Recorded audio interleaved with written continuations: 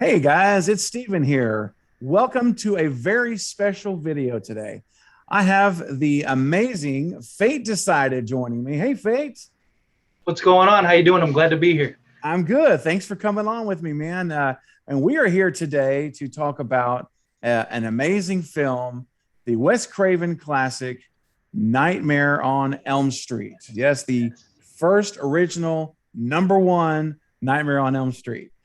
The Now, for those of iconic you, classic. yes, the iconic classic.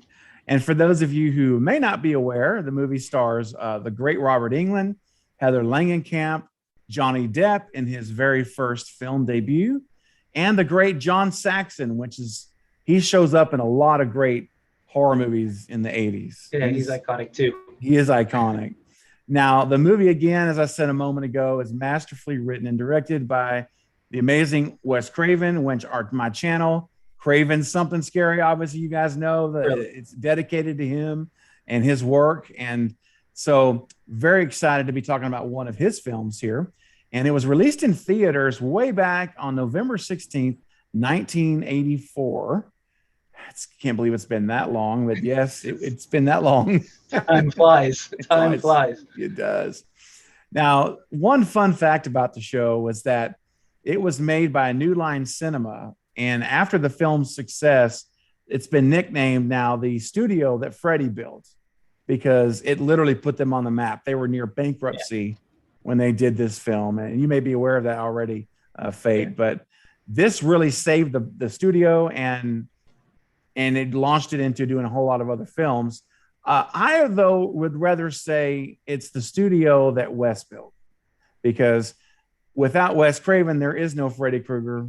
There is no Saving New Line. So, however you want to say it, right? It's fine. But in my book, it's the studio Wes say. I mean, he's done it too. I mean, look at Dimension too. Gosh, that's a good point. They weren't.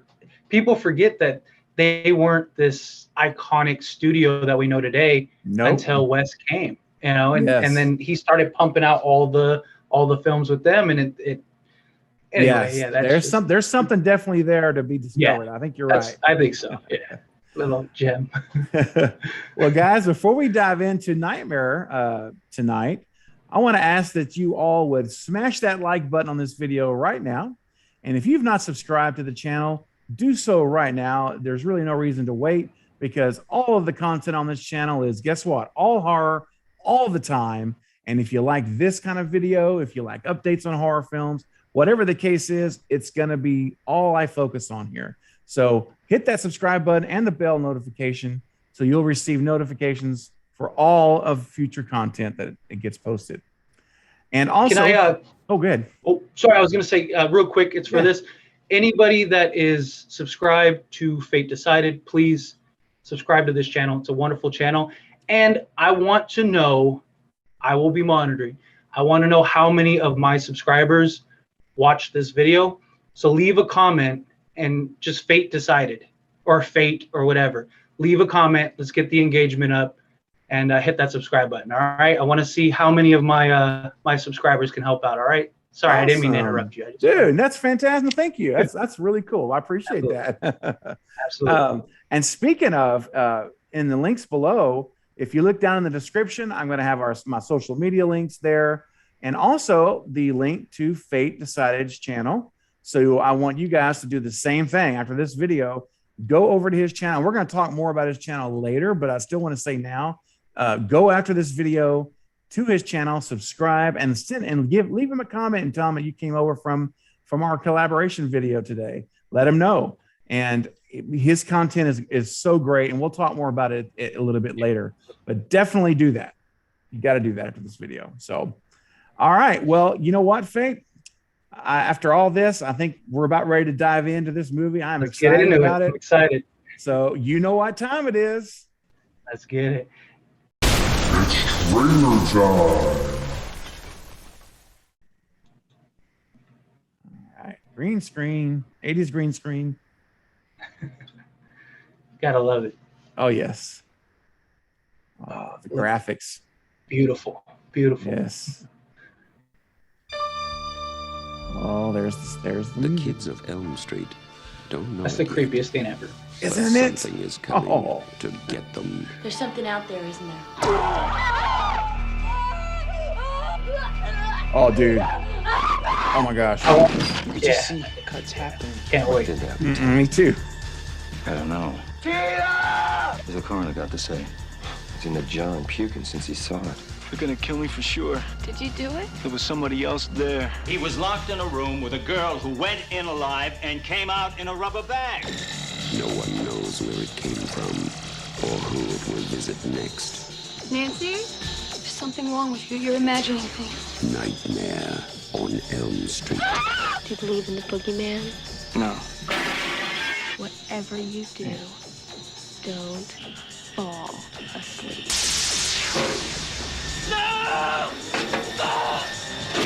She's the only one who can stop it.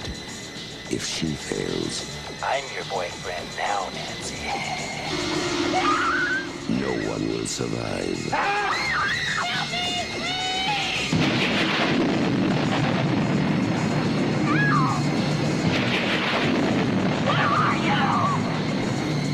From Wes Craven, director of The Hills Have Eyes and Last House on the Left. Oh, those a two new movies. masterpiece in Boy, fantasy fantastic. terror. Nightmare on Elm Street.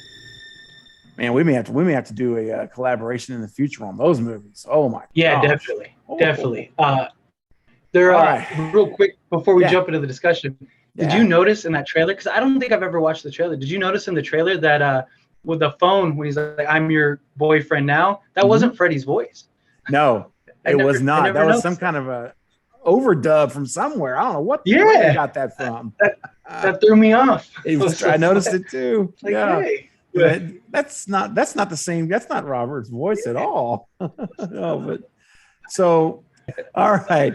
Well, I thought what we would do now, Fate, is before we get into real specific scenes and talking about that, I'd like to talk about the movie from an overall perspective about the Nightmare on Elm Street and just kind of talk about it like the overall umbrella. So as my guest for this movie today, I'd like to turn it over to you first.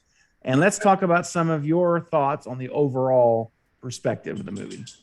So, like, when it comes, Nightmare on, obviously mentioned it earlier, iconic. It's an Yeah. all-time classic. It, in many ways, set the standard for a lot of horror films going forward and just horror in general. So you can't take away from it. It's something that will always be generational, and it'll be interesting to see. You know, I've always wondered this with like films like this that were like from the 80s that just were so iconic. Will they continue forever?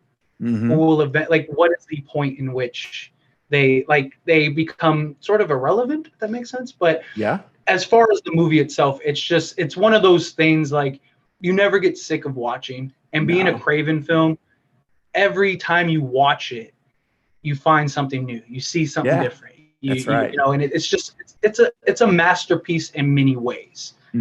Especially it was the sort of iconic moment for Craven as well, as far as like his directorial and like really like put him on the map. I mean, that's what sort of opened the doors. Obviously there were films before that were great, but you know, most people when they think of Wes Craven, they think of Nightmare on Elm Street. I mean, obviously us Scream fans, usually that's the thing, but the general, like, I bet you if you took a poll, Nightmare on Elm Street would be the first thing that people come to mind. You know, Probably so. I would think so.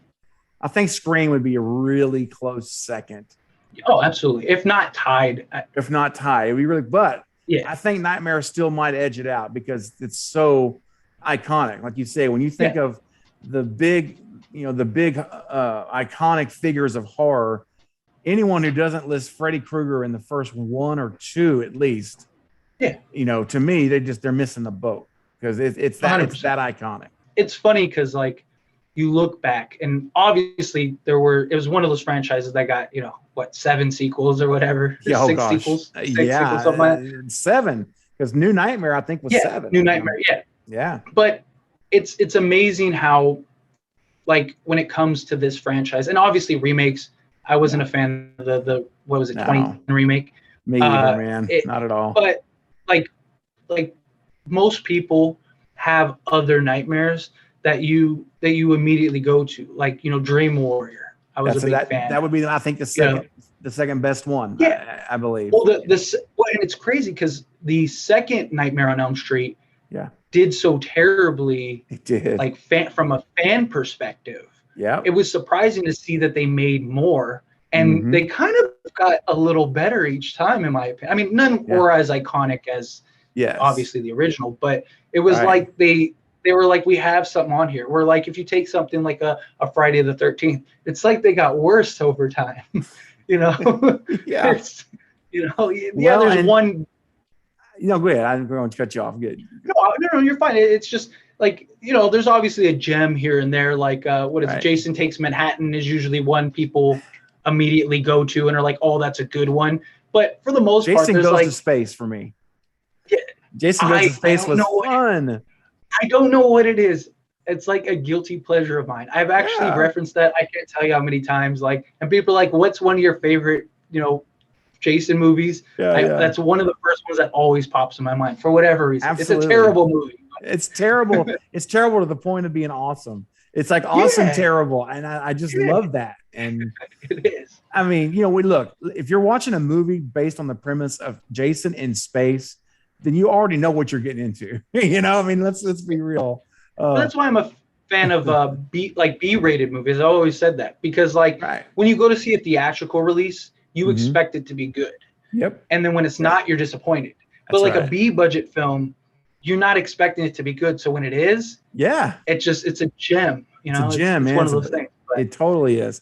And talking about the Nightmare franchise, I think, and we both talked about Nightmare 3, which I think is really, I like Nightmare 3, bringing back Heather Langenkamp, kind of re-getting the group.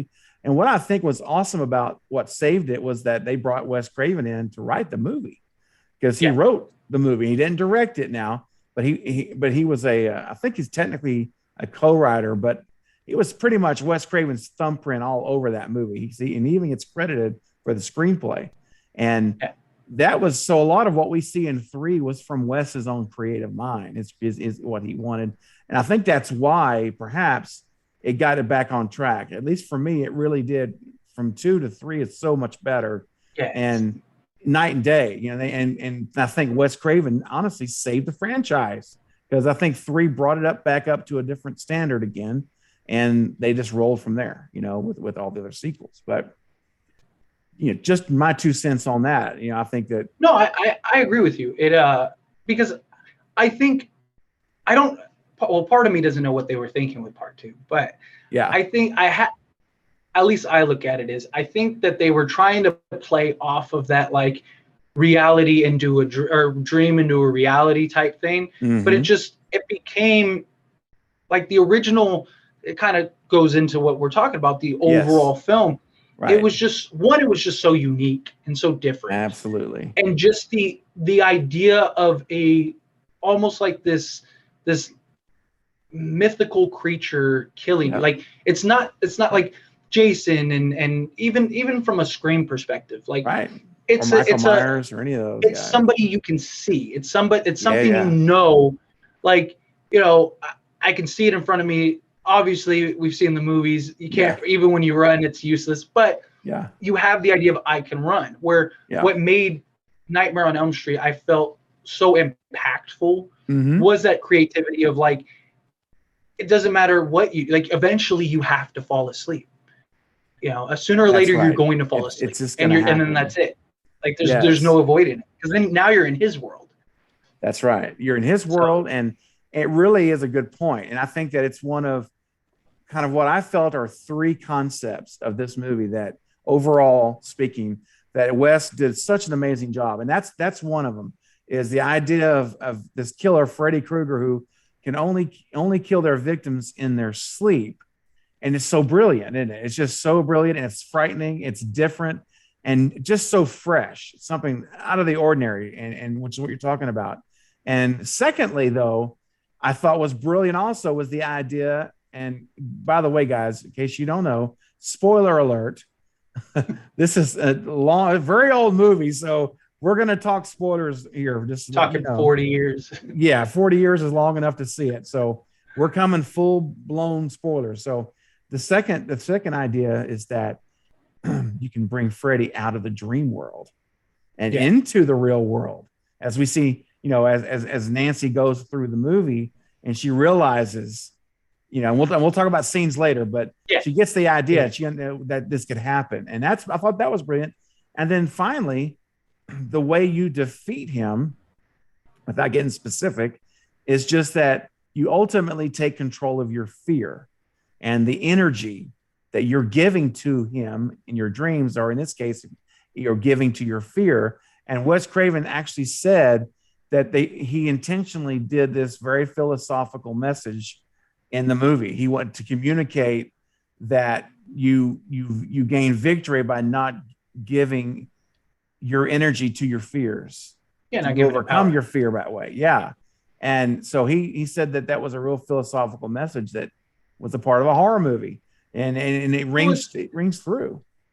Yeah, well, it's something that we can all connect to. And that's the beauty. Like everyone fears something, whatever it is, whether it's, the fear of protecting your family or the fear of, snakes or spiders or whatever. And it's that overcoming your fear, not giving it the energy to consume your life. That's right. It's something that we can all take as a life lesson. It's a brilliant metaphor. Again, goes to the credit of Wes Craven as just a visionary, because that's really what he is. Like, I of course, Wes Craven is an excellent director and all that stuff, but to me, he's more than that. He really is a visionary, because you have directors that are great, but they're not visionaries, if that makes sense. Like, they might be able to they might be able to take a scene and make it great, but like the overall picture, to reference the recent interview with David Arquette, he said Wes was obsessed with anime. And would use anime, and I never knew that. That is brilliant. That was new information for me too. Yes, like that's unbelievable. And David was saying, like why are you watching anime? And he's like, because it's a great scene here. Look at this. Like, I can use this angle, this camera angle. Like, it's just the vision of that. And this was 25 years ago. This isn't like anime is a huge thing now. You're talking 25 years ago.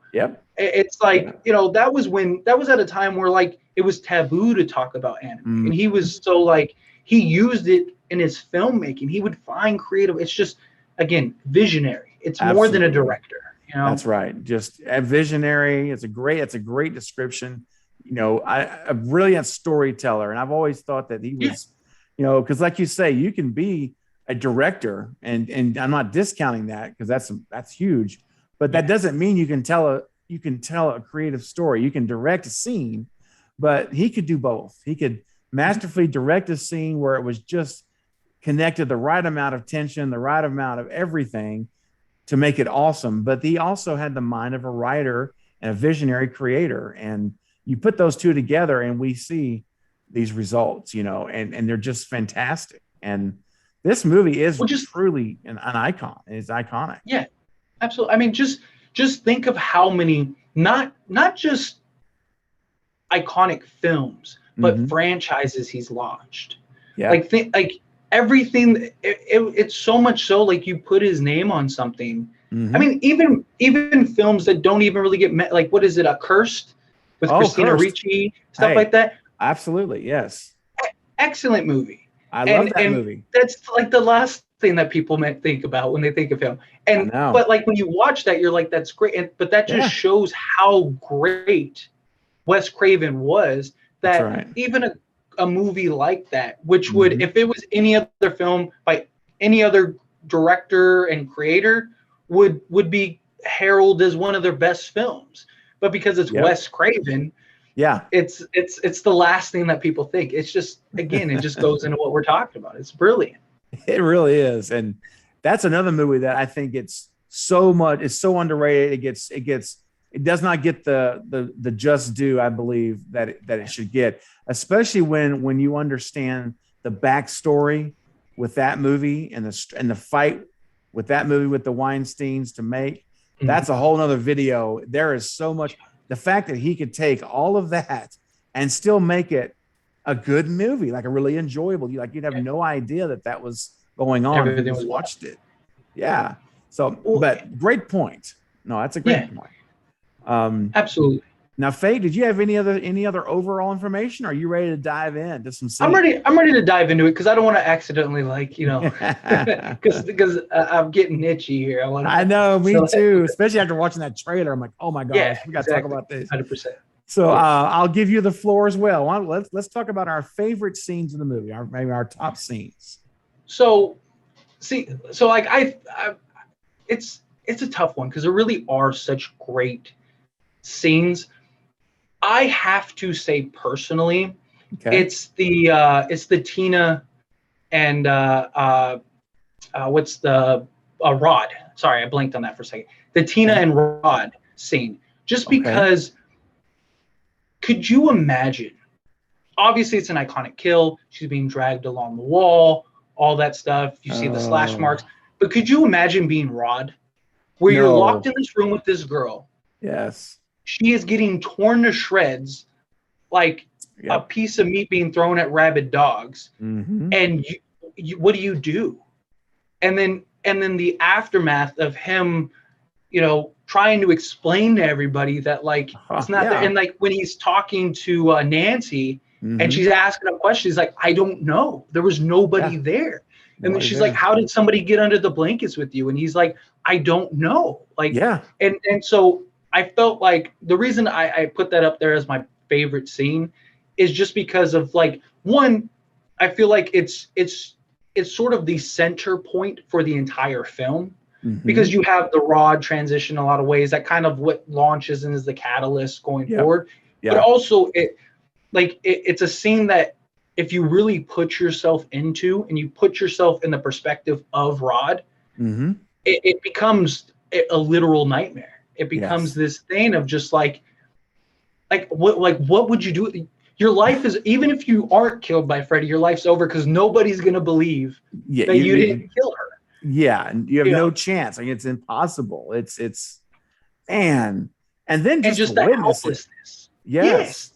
And that helplessness and just that there's nothing you could do because obviously it's somebody he cares for. It's somebody that he loves to see her being and that helplessness. I mean, that's literally most people's nightmares. People that have families, people that have a wife, people that have, a significant other that they truly love. Could you just imagine being in that situation that you're watching them and you're helpless? It's not somebody you can fight. It's not something you can see. It's literally something that is happening and you're just stuck there to watch it. It's just so to me, it's one of those just in film period. I mean, how many films can you put in that when you really think about it, when you really boil it down, just the helplessness that character must have felt, that the emotions going through his mind, and then running away and having to go into hiding. Just think about how you would be hiding in some bushes, replaying that in your mind over and over again. Yes. What happened? What, did I miss something? Did I not? It's just for me, that really was a scene that always is hit home. Well, and you remember when he was running away, later on in the movie, when Nancy's going up there and he jumps out and he's like, Nancy, I didn't do it, and by the police station. And when he runs away, the cops, because, her dad jumps in there and he's running, he's still barefooted. He's still got, he's not gone home. He's not gotten his shoes even. This guy's running barefoot on the street.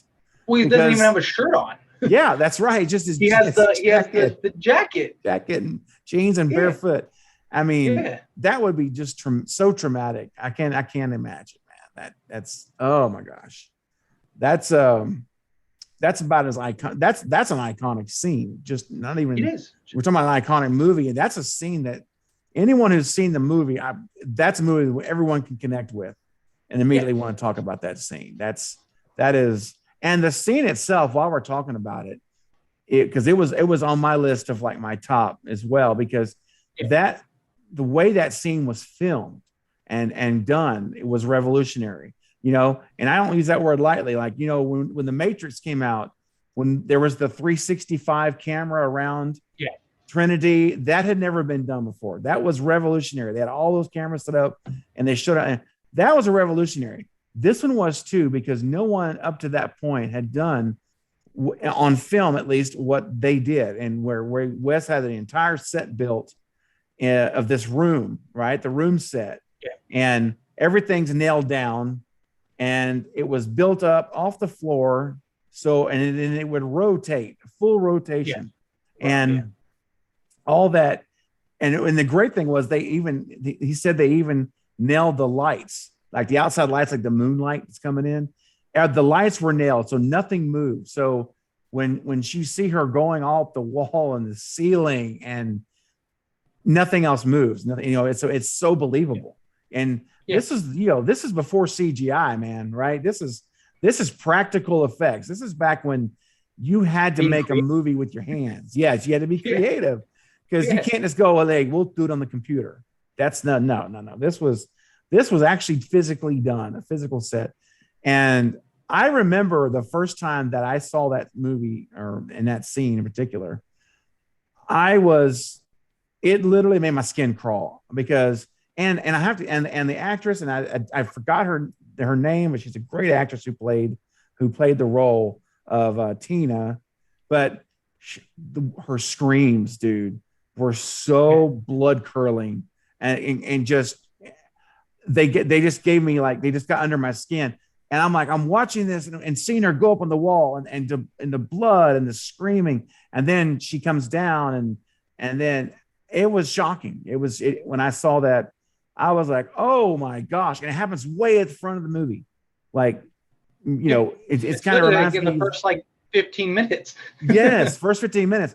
And it's like watching the Casey Becker scene in Scream 1. I'm like, oh my gosh, and it was shocking. And this is in 1984. We can't forget that. This is in 1994, 2004. This is 84. I mean, this was something we hadn't seen. Well, didn't they use the same technique in A New Nightmare when the babysitter is being dragged in the hospital? Yes. Didn't they use the same? They used the exact same thing with the room actually spinning, not the girl.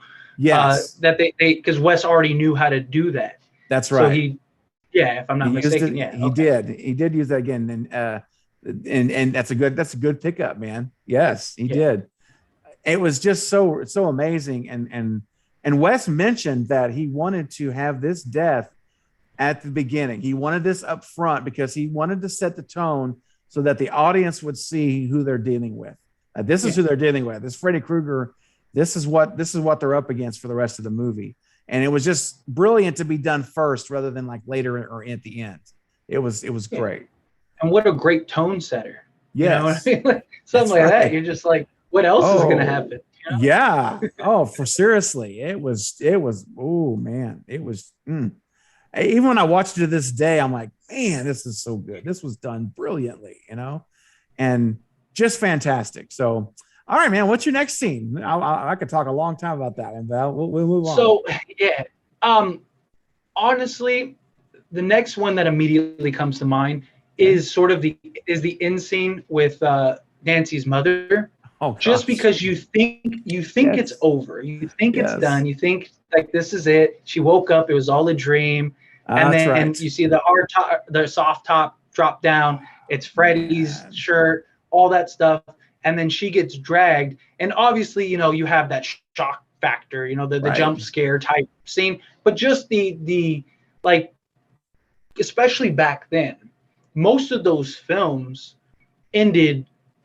It very rarely ended in a dramatic way. Like usually, the final girl, she lives and carries on, and whatever. You might get a quick cutaway to where the killer might like in the Friday the 13th movies, you just hear the. And oh, he's still alive, but you never really got to see that. It just showed that Freddy is eternal. There's no stopping Freddy. It just it really set the tone again for films going forward for Nightmare on Elm Street. So that's another one that probably comes to my mind immediately, just because of what it did, how it really sort of spun things on its head, right when you thought it was over. Nope, sorry, rug pulled. Yes, we're gonna do this, and that ending was predominantly wanted by the studio more than Wes, because Wes originally wanted the movie to end where basically Freddy, Freddy dies, or I don't know if we call him dying, but he's defeated. Let's put it that way. And he vanishes magically. Yes, I mean it's so like, what do you categorize him as? But yeah, so whenever Nancy at the end, and she's like, no, I'm not going to give you the energy, and he's like, he tries to jump on her, and he just evaporates and disappears. And the studio, I think it was Robert Shea, I believe his name is. The studio head told him, no, we want a shock ending. We want to do this. So Wes came up with the ending we see now, and it is really disturbing because you do think that things are over. You get maybe 5-10 seconds to breathe, and then they open the door and it's all there in white. The lighting is bright outside. The sun's out. It's like, okay. Wow, this was awesome. We're good. And then that darn canopy comes down. Yeah. Well, and the creepy girls, the creepy girls jump roping. I don't know. Oh, dude, no doubt. I don't know what it is about. Like, you have a monster full grown or a human full grown. You're like, yeah, that's scary. But about the little guys running around in that creepy chant, the 1, 2. I mean, how iconic is that in and of itself? Well, I mean, growing up on the playground, people talk, saying that, reciting it.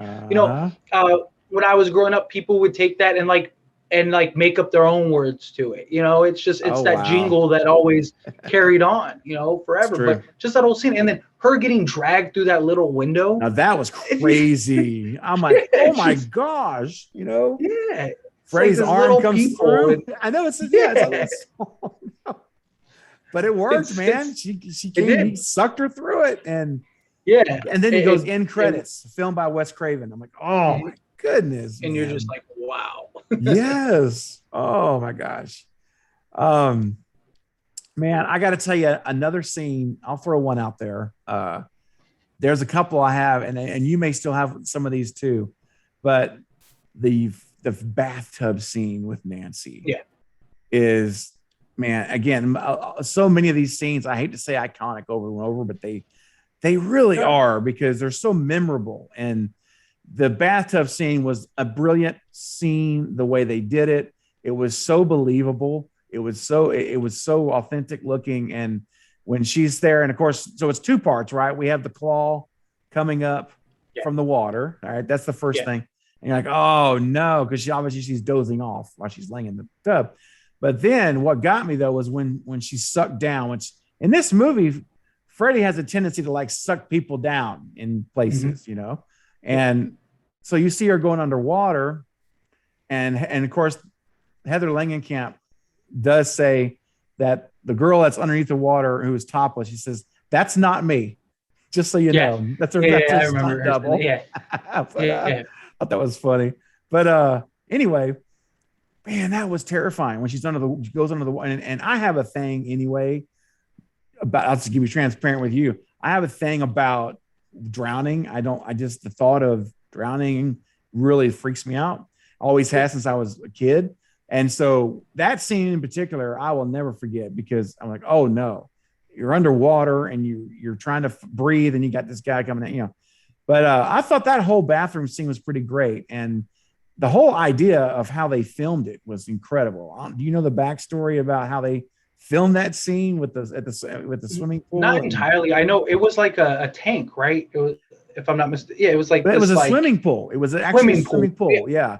And they had yeah. Go. You probably could explain it better than I can. I haven't. Yeah. Well, no, that's fine. It was just you're right. It was a swimming pool, and they laid down they had black plastic laid down over the entire top of the pool, and him and the camera people all were in scuba gear, and they were under the water in the pool, and they cut the circular hole out which is what you see her coming down in, and the divers and everyone is there with the scuba gear on in the pool, and it was someone that Wes knew on the staff on his crew that had a swimming pool at his house. So they went to his house and filmed it there and did it, and that's how they made the shot. But when you see how it connects with it in the movie, it's effortless. It is. it looks like it looks like the bathtub opened up, and it feels real, and to make her looking through that little hole, trying to like climb up and just screaming. Exactly. And you know what? Speaking of that, you know what I didn't understand was so she's screaming, Nancy's screaming and everything, and then the mom comes in. She jimmies the door. Right. She comes into the bathroom, and Nancy's like drying off her hair, has a towel over, and she's so calm, cool, and collected. Oh yeah. Like the mom comes in and she's like, "What's wrong?" I heard you screaming. She's like, "I'm sorry, Mom. I just fell in the bathtub." And she's like, "I told you, deaths happen all the time." And it's just like that. Like she's sitting there, just like I would be freaking out. Like I would be like losing my mind. And she just acted like so casual about it. Like Mom came in, she's just like, "Yeah, it's okay. Like, I just fell." Like, and I was like, "What do you mean you just fell?" Like, you were literally dragged. It was under crazy. The bathtub. I know. It's like, and I think that maybe part of that might be that if she was freaking out and said what happened, that her mom might put her on medication or put her in a facility or something. I don't know. I'm just guessing, right? Maybe it was more in like, oh gosh, I can't say it. Yeah, she was very calm. Crazy. But that's what I'm saying. Like it wasn't so much that like I understand her not saying like, "Hey, I was dragged." Like that's a little crazy. Right. But like she just seemed so casual about it. Did. Like it was just like another day. It was another Wednesday. I'm like, "Oh, okay. Let me just, Freddy's got me." Like, no, it was just, like I would have at least been like, I understand like lying and not saying what actually happened, but like you think she'd have a little more like, "Oh, like, hey, this is but yeah, it's a great scene. Another sort of like quick one that ties into that is later, like the classroom scene. Yes. And the I never noticed. We can jump into that in a second, but I never noticed this until I watched it recently. Before we did this interview, was Lynn Shay. Lynn Shay's the teacher. Yes. Lynn Shay, most people, if you don't know who I'm talking about, she's the psychic lady in Insidious. Is probably the most recent blockbuster film she was in. But she's been in a ton of stuff. What is it? Dead End. Yeah. She's been in but I never I was sitting there watching it and I've watched that film probably 1,000 times and she's like talking or whatever. She comes around and turns around and I was like, that's Lynn Shay. Like I just never connected the two for a long time. That face, her face is so recognizable. It's like, without a doubt. But that scene in general, and then when Tina's body's being dragged throughout the school, and then you have the I can't remember the actress's name, but she had the glove on, the Freddy, like when she goes, "Where's your hall pass?" And then she's like, got the glove on. She's like, that's another just great. All these little moments that are just jam packed into this 5-minute scene or whatever it is, and Tina's body's is leading Nancy down this path into Freddy's boiler room, and then that's where she encounters Freddy for the first time. It's just wow, that was just such a unique scene. It was so unique. It really was, man. And that's seeing her. I love where she's follows her out the hall and she's laying there and then she just gets picked up by nobody and just being pulled. I'm like, oh my gosh, dude, that's crazy. And it was done so well. And the lighting, I mean, this is something more technical, but just the lighting that Wes had on the hallway. When you watch that scene again, notice how it's so brilliantly lit. And you have the blood drawing, not drawing, but being dragged. And the way it all just looks visually was just perfectly done. One of my biggest complaints about horror movies in general is they're too dark. Like there's scenes that will not, I'm talking about visually. There's scenes where literally, I'm sitting here on a 65-inch television and I'm having to do this to try to see what's going on. I'm like, this should not be the case. And I love that even in the dark times in the movie, and there's some times where Freddy's a little dark, deliberately didn't have him very bright. But even in those scenes, you still can see him clearly. I just think it was done. It was a way to do lighting in a great way when you don't want to show too much, but you also want to show enough. And so I thought the lighting was just a really well done in the film. Just a little side note. So let's obviously, because this is the easiest answer. Okay. Johnny Depp scene. Let's jump into Johnny Depp scene because most people you ask, like, what is your most favorite scene? What is your most iconic, most memorable? Yeah. The generic answer, the easiest answer is that scene. And especially knowing what we know about Johnny Depp now. Mm-hmm. This was, at the time, he was a nobody. He was nobody. But now, look at him now, and you're just like, and you look back and you're like, wow, like he was in that. Like that was him, and he's got the Tatum shirt with the cutoff. I love the crop top Tatum shirt. Got number 10. Yes. Yeah. Who wore it better? Let us know in the comments. Was it Tatum or was it Johnny Depp? Or what's Johnny Depp's character name? It was Glenn. Glenn, there you go. Yeah. Who wore it better, Glenn or Tatum? Let us know in the comments. That's our poll for the day. That'll be interesting to see. Yeah, let's see who wore it better. That was. But just that scene in general. I mean, man. It just like how we were talking about earlier with the trailer. You see him just get dragged from the bed. Yes. And then now we can talk about it. The waterworks with the blood, just all that shooting and again, just like I said earlier with the scene where Tina gets slashed up and being the boyfriend Rod. Yeah. Like imagine being the parents.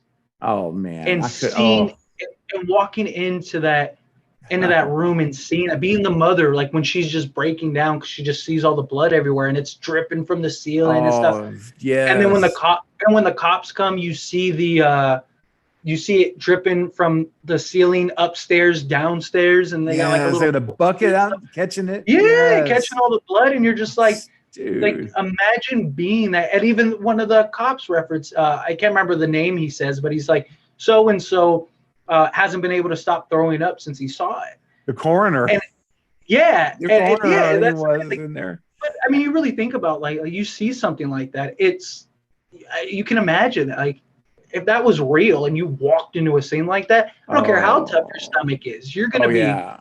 Oh my gosh! Man, and what does he say? The cop says, I think when John Saxon comes in, he says, have you called in for the body bag or an ambulance or something? And he said you need a mop. Yeah, he says no, we need a mop. I'm like, oh dang, that's awful. Yeah, that's brutal.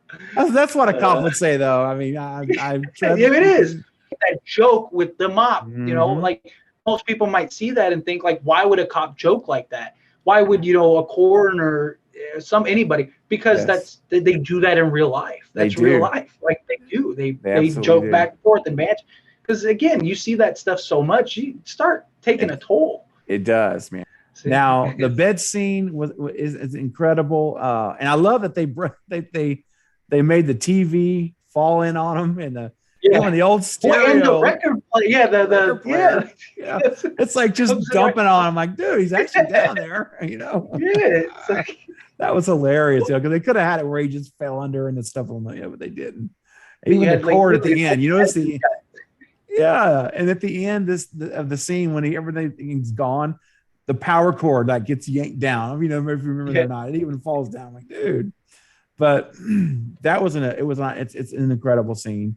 And there's a scene here I'm going to throw out. It's a little short scene. It's probably 30 seconds maybe, or maybe a minute. But it's when Nancy is in the dream state and she's running in and she runs up the stairs. And the stairs just dissolve. Yeah. Every step she makes, it's like they're just like quicksand almost. She's trying to get upstairs, and I'm like, that is so cool. And Wes said that they used oatmeal. Basically, they used oatmeal, but it looks really authentic. I keep saying authentic. It looks really good. It does, and it would be so easy. And Fate, I know you and I have seen so many. horror movies, and we were talking about it earlier, like even, we like the B-level horror movies. They're fun to watch. But we've seen so many movies where these scenes could have taken such a wrong turn. You could see it could have been so unbelievable. These practical effects could, put that with another writer and director and team, and it could be a comedy. We'd be like, oh my gosh, this is pathetic, But when you're watching the scene, it's like, it looks so real. It looks so. Well, they had some issues with that scene too, though, because the consistency. They said, I remember watching like years and years ago, the like behind the scenes stuff where Wes is breaking a lot of the stuff down. They're talking about like it was hard to find the right consistency because at one point she's literally getting stuck to that. She couldn't lift her legs up and stuff like that. Like, so to most, just in general, like to your point, most directors might just say, you know what, forget that. Yeah, it's too much of a hassle. Where Wes is like stubborn to the sense of like, we're gonna make that work. Like, I have this vision in my head. Yeah, it's going to happen. Just again, credit to the visionary. It is. And I will say this is another one that I think you have to credit to the visionary, because I don't remember seeing this before this movie. Maybe there's one out there, but you guys, if you leave a comment below. But one of the very first scenes, I believe it was a Nancy or Tina. You guys tell me in the comments, or you can remind me. It's the iconic scene when she's in bed. The crucifix falls off the bed, and then all of a sudden you see Freddy, face and hands coming out through the wall. It's Nancy, thank you. Yeah, coming over Nancy and looking down, and then it's so perfectly timed. She starts to wake up, and he slowly goes right back up until she wakes up. When she wakes up and looks up, and that scene there is so chilling to me, to think, because you remember when you're in your bed, you're in your home, you're in what you feel is your most safest place, and most of the time, you're in your own home. Yeah, you're in your bed, you're sleeping. This is when you're at rest, and the thought of the wall behind your pillow, someone coming through the wall is just, dude, it freaks me out, man. And terrifying. Yeah, it does. And that scene, every time I watch it, I'm like, I should take a picture. That is just beautiful. If I can use that word, it's beautifully done, and it looks it's so effective the way it looks. Well, what did you think about that scene? I did, and I mean, I think you're right. I don't know of one offhand. I don't think so. Actually use that scene as well, at least to that degree. Yeah. Was it the original Hill House? I think had something similar. The one that was in like the 70s, but it wasn't like to that degree. Okay. And I could be completely wrong, but it's amazing to see now so many films have used that same sort of imagery and paranormal films, stuff like that, where that comes to the wall, or or you see you see the face image, imprinted on the wall or something along those lines. And for that, just that from an audience perspective, to see that, knowing that she's completely oblivious, it really adds that extra value to that scene as a whole. I agree with you 100%. Yeah. Awesome. So Faye, what about you? Do you have any more scenes? I mean, we're hitting. I think we're hitting the cream of the crop here, man. Are there any other scenes that you'd like to talk about specifically, or? I mean, we could break down every scene in general, but I mean, as far as like iconic scenes, I feel like we've hit at least the important scenes that's throughout. Like leave a little bit to the audience imagination. Yes. Let us know what they think. But I mean, because like I said, I mean, we could break down every scene in this entire film and give our opinions. I mean, I just think in general, a lot of the scenes in this film were very memorable. Yes. Which is rare in most movies, even in modern times.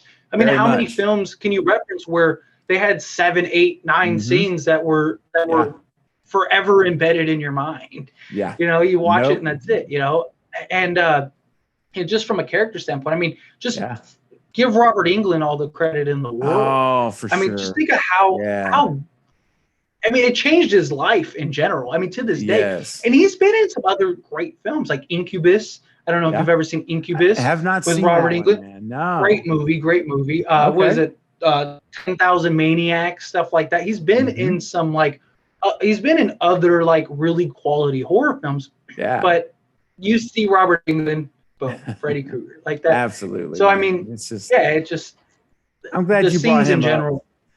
Yeah. Oh yeah. The scenes in general. Yeah. And Robert Englund, man, he did such a good job to your point, man. I'm glad you said that because up to this point, we haven't really stopped to park to give him the love that he deserves because he just talking about iconic. I mean, he is iconic as an actor in that role, and he performed it so well. And just, I thought that he pulled off that role perfectly. And just, it's still, again, here we are 40 years, 50 years, whatever we are, 40 years later, you do the math, but wherever we are, it is still, he still is effective now. And this is one of those movies where, yeah, it's dated from the clothes. It's dated from some things. Of course, that's going to happen for any movie. But in my opinion, and I'm kind of jumping ahead now a little bit, but the movie holds up to me just as strong, like as it did, when it came out. And there's not a lot of movies on my list anyway, that can say that. It is. I mean, just the characters in general. Well, since we're on the topic of characters, I think this would be a good point of discussion, if you don't mind sort of indulging me for a minute. Absolutely. Let's do it. What is your opinion on Nancy as a final girl? Because that's what horror movie is, right? I mean, you got Sydney, you got all these other things. Because me personally, okay, I can go in depth on the reason why, but I'd like to hear your perspective. I was never fond of Nancy as a final girl. Okay. I personally just felt like the range as far as acting prowess goes in certain scenes, I felt really fell flat. Like a good example is like when she finds out all the bars and everything's locked up and the mom's all drunk and she's like, I don't have the key, da, da, da. And she like lashes out on her mom. And instead of it being like, how could you do this? Like really blown up. It's just that she's just very monotone and and like, no matter what the range is. And so, and even like goes back to the shower scene. Like you would expect somebody to be at least, I understand not expressing what actually happened, but you'd at least think she'd be out of breath for struggling or something. Like she's just in the shower, just chilling. And just even like when she's talking and just like, like the don't fall asleep scene, where she's like you would expect somebody and especially after your boyfriend Glenn already fell asleep and almost got you killed. You think you'd hear, don't fall asleep. Like, come on, you idiot, like to put it nicely, but it's not. It's just like, and don't fall asleep, whatever you do. And it's just that monotone thing where that's like, true. If you compare her to a Sydney or a Laurie Strode, stuff like that, the range of just emotion and just character and all of that, it's just it's for me, like, for as iconic of a film this is, I just feel like your final girl really lacked. Because I felt like you mentioned earlier, the Tina scene, the actress, that range in which she did in that small scene, remarkable. I don't think the actress, I can't remember her name off the top of my head, the actress that played Nancy, I don't think she would have. Yeah, there you go. Thank you. I don't think she would have hit that same range of emotion, that screaming, that yelling, because she had scenes in the film that were that opportunity. And it was very when she the other scene when she pulls Freddy's hat out of the thing. Yes. She's so like, oh, I pulled this out of my dream. Like, it's true. And everyone else is all weird. Everyone else is all like weirded out, and she just is like, the hat. It's just, and you're just like, what? Like what? And I mean, of course, I want to hear from you and hear your opinion overall. But that's just, it's just something that's always bothered me because I'm like, it's just such an iconic. And I know we're gonna touch on like what we wish would have been changed later. I just thought we talked about Robert Englund. Why don't we stick on the characters? So I'd love to hear what is your take on the final girl, Nancy. Yes. Okay. So I would say she was okay. I'm going to say she was okay. Uh, on the level of Jamie Lee Curtis and Nev Campbell. Oh no, they're at a whole nother plateau in my book as well. And I think part of what hurt, and I can't use this as too much of as a cop out or excuse, because everyone on these, all the kids are young. These are all Johnny Depp was the oldest. He was 21 when in the movie, I think. And the rest of them, Heather Langenkamp was 18. So she was only 18 years old and doing. So I try to give her a little bit, just a little pass because she's 18, whereas Jamie Lee Curtis was, I think, 21 in Halloween 78. Nev Campbell, I believe, was 23, 24, 23. Yeah, I think so. I think she's 23. So just a few more years. Now, I know that's not a huge difference, but to a certain degree, I'm going to give her just a little bit. I'm going to say is because of youth. I'm just going to, me personally, I'll do a little bit. The reason I wanted to have this discussion is because she was the final girl. She was. Rod was the throwaway guy. So Yep. it's like, it's not a big deal that he was sort of monotone, Right. But That's true. you have Nancy, who is the girl that, you were, centering the movie around. That's right. I would have liked a little more, I just, again, it's not to bash on the film. Film is great. Film is iconic. For anybody that's watching this and has not seen it, you got to see the film. It's nothing like that. It's just, we got to be fair, right? We're having a discussion about it in general. It can't all be good. There's always bad. So there's always things. Yeah. And I think that's a very fair assessment of Heather Langenkamp's performance. I think it's fair. And so I can't argue with it. I chalk some of it up to youth, being 18, but in learning, and she does get better, like you say, it improves dramatically. So, I think she learned a lot from that film, probably got her into really learning to refine her chops, but what's interesting is to whereas some films, weaker films, weren't written as well, weren't directed as well, maybe would have seriously hurt those films with that type of performance in your final girl. And it really does, Fate, speak to how strong the script, the writing, and the production and direction of the film was, that even with that criticism, which is fair, the movie was still amazing. It's like it overcame that. It dwarfed that to the point where it's an iconic film, even with sometimes a mediocre performance in certain times from our final girl. That's pretty impressive, because some movies would falter from that. Yeah, to add to your point is that the film itself is so great, most people probably wouldn't even notice. Yeah. But given that, it's our job as content creators, as we're doing this interview, sort of breaking down and really diving into the film. Yep. It's only fair. It's apparent to us. Yeah, we have to. It's we're dissecting every bit of it. We're piecing together this entire puzzle, where the average person probably wouldn't even notice it.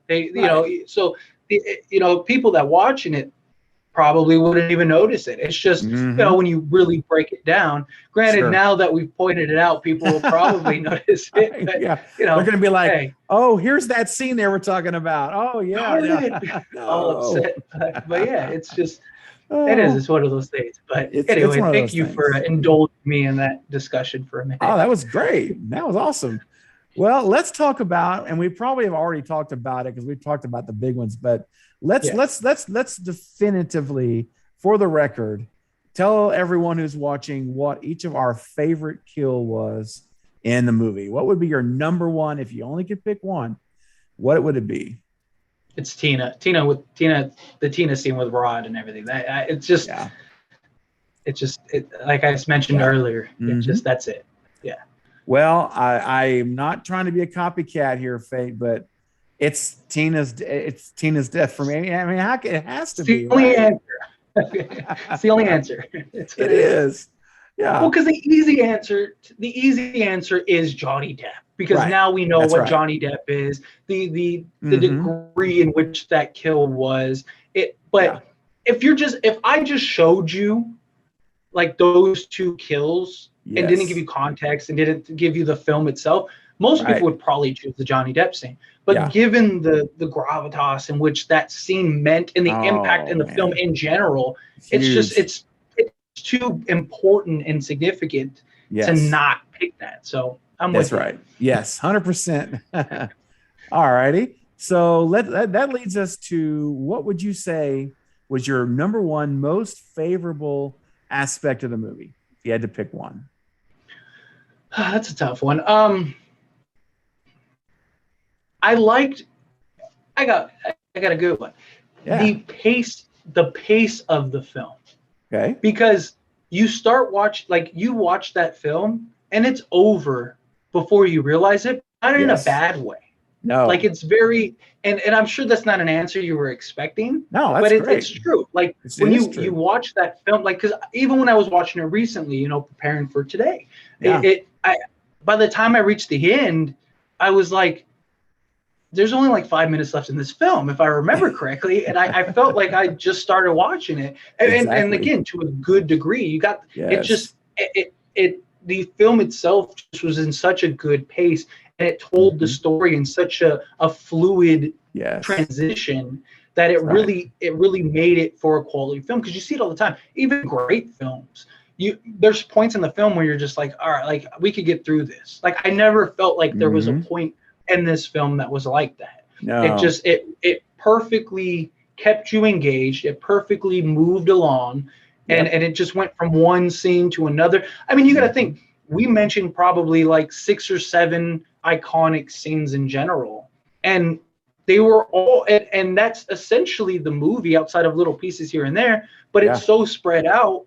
But when you're watching it, like, if you watch that movie right after this discussion, like, for the audience watching this, you'll be like, by the time you get through the last scene we talked about, you'd be like, wow, like, that's the end of the movie, because it's just, and in a good way, again, it's just so fluid and just so transitional that it really keeps you engaged to a point where you're like, you want more. You're like, like, what's next? So that's probably my answer as far as like the film goes. I mean, I could give a cliche answer, but I think that's so that's awesome, man. I love that, and I agree with the pacing. It was so good, and you, like you say, in a good way, because it moves so quickly. Wes did such a good job of not bogging it down with long diatribes of dialogue for forever and ever and ever, but it never felt like it was short of anything. It felt like it told the story exactly as it needed to be told, but it was so fun and done so well that it was like, wait, I want it to be longer. Like you say, give me another 15 minutes, can we? Yeah. And, most movies, I won't say most, a lot of movies you leave saying, man, they could have cut 15 minutes of this movie. It would have been a lot better. And this was just nailed it. Well, and he did the same thing in Scream, not to jump to Scream, but Scream, all of the Scream movies, I felt the timing and pace was amazing. They're almost 2-hour movies, and they never felt like long movies. They were so well done with the dialogue. Yeah, and even like the dead space in Scream, like when you have the usual dialogue that is boring to most. I mean, obviously, if you're a fan of the film itself, that's important to you. But the average person that watches that, even the dead space had important elements to it. It did. It had Ghostface moving in the bushes. It had, Easter eggs in the background.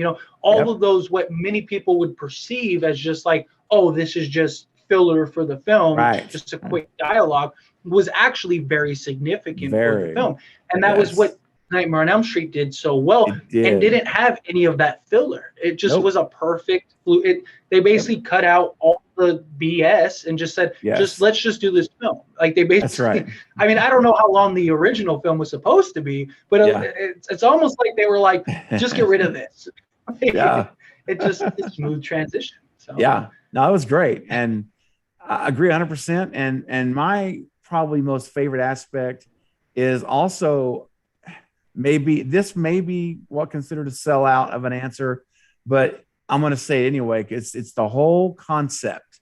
It's the entire concept of the movie. It's the idea of this killer, like we said at the beginning, who can kill you in your sleep, and you go to sleep because you have to sleep to live. So you have to eventually sleep. So you can't, like you said earlier, we can't run and hide from this person. And I just thought it was so brilliant because it was just not, it was something new and fresh. And, a slasher movie, if you want to call it a slasher movie, I've heard it called fantasy movie, monster movie. I think that's beautiful. The fact that it can be all those things. It can be, it really can. It really can. And that's amazing to say that. And I think the concept was incredible. And I believe history is on our side because it's as iconic today as it was then, as we've talked about it. We're still talking about it now. And how long, to your point, we don't know. But I will tell you this, we're still talking about Hitchcock's Psycho as an iconic 60, masterpiece. 70 years later. So there you go. So I think Nightmare is going to hang around. I think Nightmare is going to hang around for a long time. And we lost Wes, of course, but the legacy he left, dude, it's like I've said on my it was like I said on my channel before in past videos. We are Wes's legacy. Like fans, fandom, us pushing the narrative and the discussion. Like, how does art last forever? It's through people talking about it, sharing it, having discussions, having, we are Wes's legacy, being fans of Scream and Nightmare on Elm Street and all the wonderful films he's created. He'll forever live on as long as we talk about it. So we are the legacy. Bingo, man. So, and all of you guys watching are the legacy because you're watching this movie about this video about Craven today. And my whole channel, as I said earlier, his name's in my channel. It's the first thing. It's that's how important he is to me as a filmmaker. He's my favorite filmmaker and director of all time. And, we're sitting here, Fate, you've got a ghost face mask behind you, which is Wes Craven's stamp all over that. And then here I am with Wes Craven's actual picture right behind me and Ghostface as well. And you see Freddy. And, you're right, man. We keep it alive. We keep the legacy alive. These videos, other content creators, and everyone watching. All of us will do that. So I think that's an awesome thing. And, he'll live forever through his films. So, well, because I mean, look at it like this. If we stop talking about it, how long is it going to last? If people stop caring tomorrow about Scream, Scream 5 is probably it.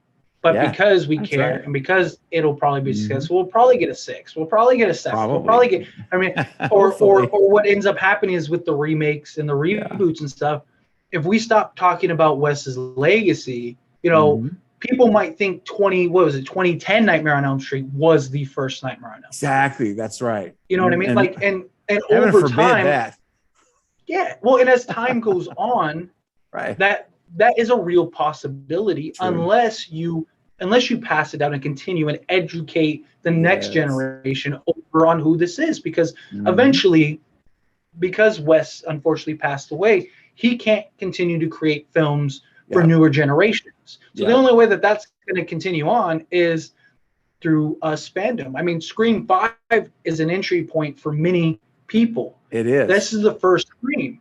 And if they don't know or aren't aware of the past Screams, then this is it. So this is, Tyler and Matt's Scream. It's not Wes Craven's Scream. No, you know what I mean? So that's right. Yeah. So. Well, we will happily take the torches, won't we, Fate, and carry on the mission, man. We're not gonna stop. Well, I'll tell you what, Fate. Let's go ahead and wrap up. Let's talk about just your final thoughts on the film. Is there anything else you'd like to say about the movie overall that we haven't already discussed? I mean, nothing like too significant. I would have liked one thing I would have liked better.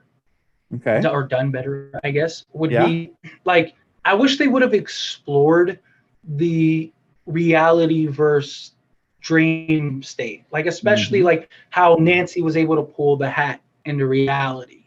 Like I would have liked them to explore that a little more.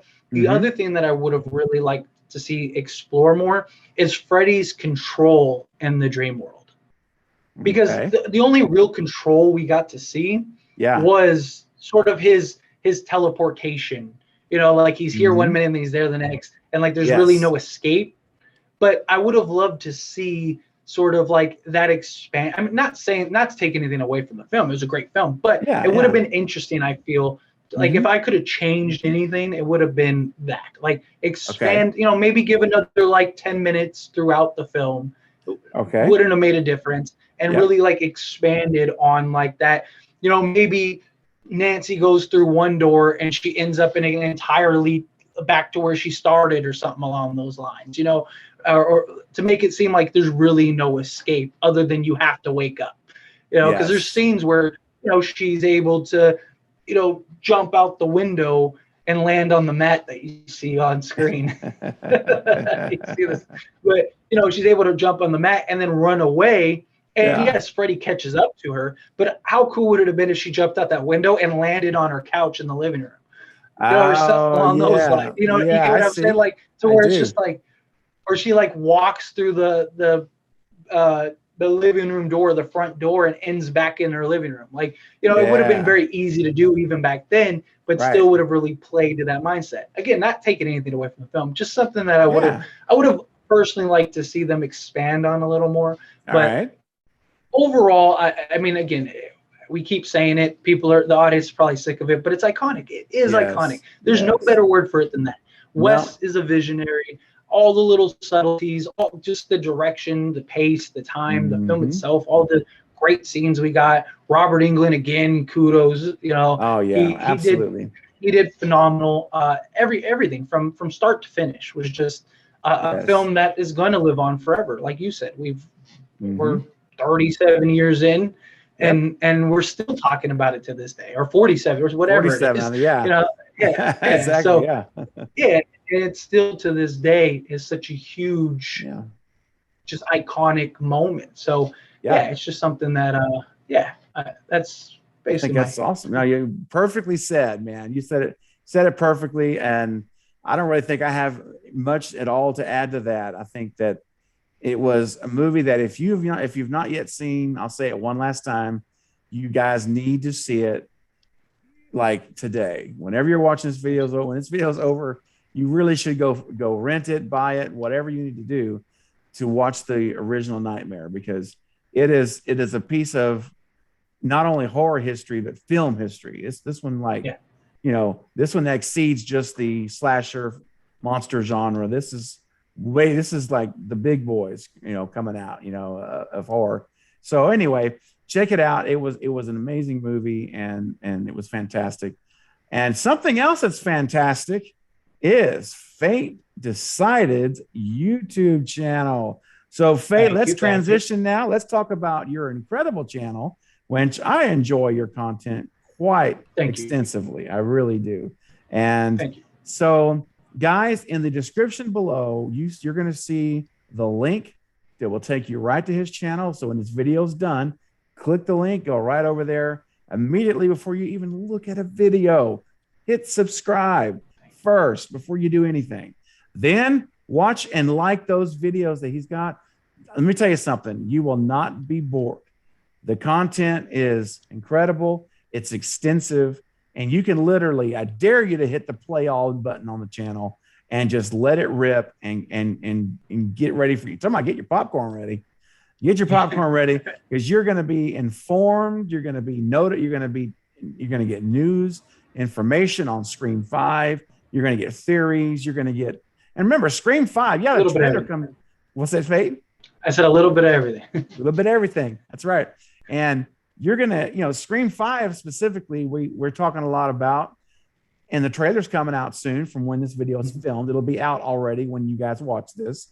And I'm sure you'll have watched the trailer a million times, but the movie doesn't come out till January.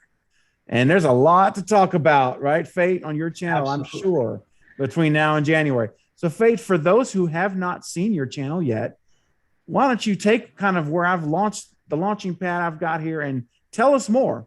Tell them more now what to expect. Little humble brag. So yeah, no, it's okay. It's all right. it's a pretty straightforward channel. Basically cover Scream, stay up to date, theories, ideas, different discussions, different variants. You know, a lot of it is sort of my ideas, whether it's through discussion. That channel is centered around discussion. So if you haven't been part of the channel, you'll see very quickly that the community that we've grown there is really about communication. You not only do I respond to every comment and have discussions with them all, and I really do. I know a lot of creators say like, oh, I don't. It might take me a little while, but I do. It's all about that discussion, that dialogue, hearing your theories. I always try to incorporate my subscriber base the best I can. But it's primarily Scream, especially right now, because we're in the heart of that Scream 5 buildup. But it's also like just strange stories, and I'll do like deep dive discussions on, strange scientific analysis to weird, strange paranormal stuff. So if I had to boil it down to just one thing, storytelling, whether it's through Scream, whether it's through. So if you enjoy storytelling, detailed deep dives, then I highly recommend my channel. Yes. Yeah. So, and anybody that is watching this video that is a part of my channel, fate decided, whatever you want to put, I want to see it down in the comments below. I want to see the engagement. I want some love here on this channel. Hit that like button, hit that subscribe button. I want to see my audience, because there's a lot of you. We got a great community. So let's give back as I try to give back to you. Let's give back to our fellow creators. So awesome. That's awesome, Fate, man. I echo everything you said. It's really great. I just enjoy when my notification pops up that Fate Decided has posted a new video. I'm like, ooh, what do we got now? What's cooking in Fate's kitchen? So be sure you guys do that for real. And listen, Fate, I want to say, man, thank you for joining me to help launch this channel. And this collaboration has been absolutely amazing. I've really enjoyed going in depth with you with Nightmare, and it's been a blast. I hope you've had a good time as well. Absolutely. And thank you for having me. I really do appreciate it. And I'm looking forward to doing more of these in the future. Definitely. Absolutely, man. This won't be the last one. This will not be the last one. You said that right. That's absolutely. Well, guys, listen, thanks for watching, and look forward to our next videos. Again, click that bell icon, subscribe button, and hit Fate's channel now after we get done, and let him know. But until the next time, guys, this is Steven with Craven Something Scary and my special guest, Fate from Fate Decided. Thanks for watching. See you later.